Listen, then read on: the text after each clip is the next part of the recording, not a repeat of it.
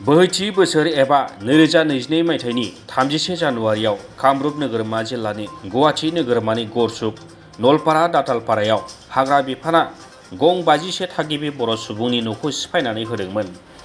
जायनि जाउनाव न' सिफायजानाय बर'फ्रा आलाय-सिलाय जानांगौ जायो।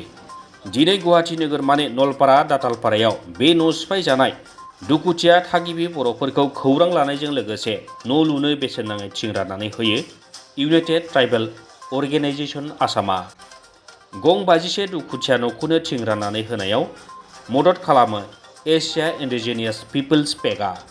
थिं राननानै होनाय हाबाफारियाव गाहाय आलासि महरै बाहागो लायो एआइपिपिनि हिउमेन राइट्स प्रग्राम अफिसार धर्मदीप बसुमतारिया।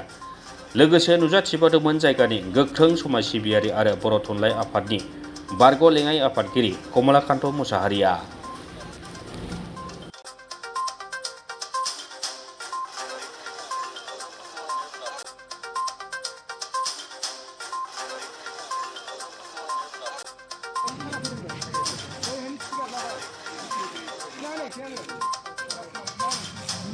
बर'फ